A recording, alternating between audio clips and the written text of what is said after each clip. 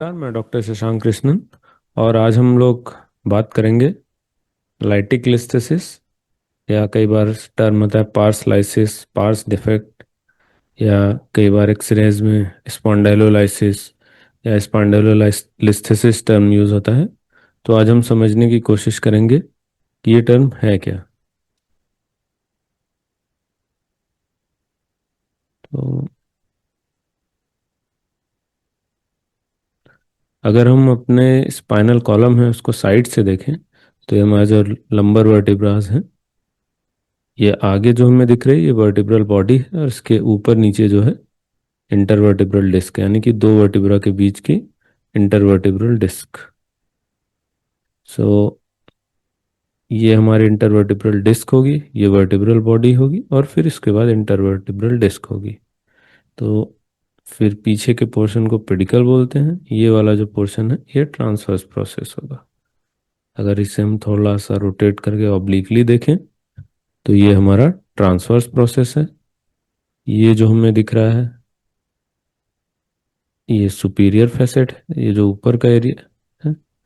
फिर नीचे जो है ये इंफीरियर फैसेट है। इसको अगर हम थोड़ा और रोटेट करें,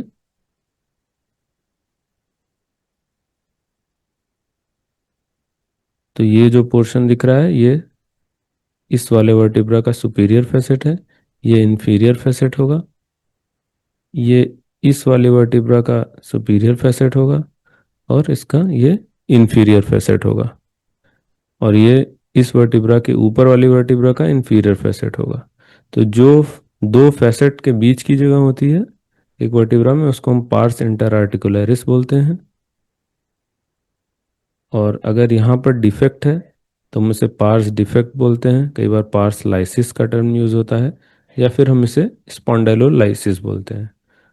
और ये जो पीछे का पोर्शन है ये लमाइना होता है, और इसके बीच में जो सेंटर का पोर्शन है इसको हम स्पाइनस प्रोसेस बोलते हैं।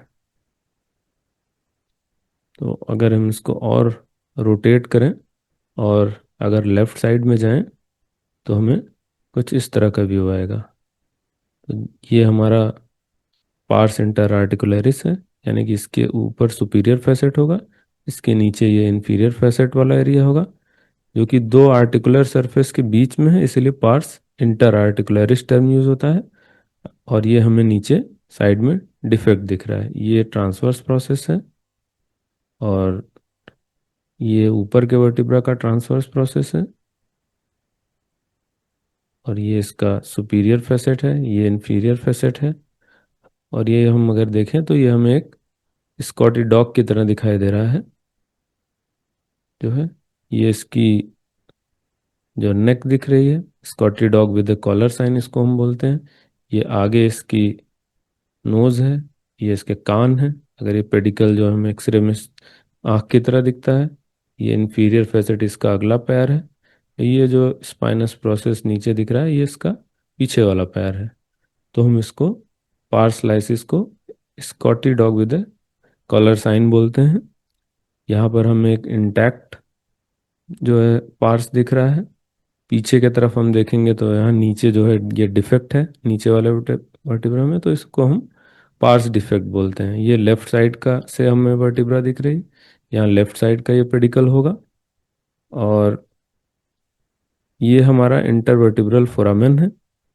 तो जो हमारा फैसेट होता है वो इस वर्टिब्रा को आगे जाने से रोकता है। अगर यहाँ पर लाइसिस या ब्रेक हो जाता है तो ये वर्टिब्रा धीरे धीरे करके आगे स्लिप हो जाती है, जो कि हम एक्सरे में देखते हैं कि एक वर्टिब्रा दूसरे के आगे स्लिप हो गई है, ऊपर वाली वर्टिब्रा नीचे के आगे स्लिप हो गई है। धीरे धीरे ये डिस्क भी डिजनरेट करने लगती है और इसकी हाइट कम हो जाती है, जिसकी वजह से यहाँ पर जो हमें फोरामेन दिख रहा है इसको हम इंटरवर्टिब्रल फोरामेन बोलते हैं। और यहाँ से हमारी नर्व्स निकल के हमारे बटक से होते हुए नीचे पैर में जाती हैं।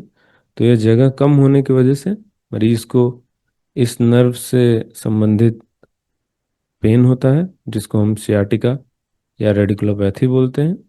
और ये जो हड्डी आगे स्लिप हो जाती है इसको हम स्पॉन्डाइलोलिस्थेसिस बोलते हैं।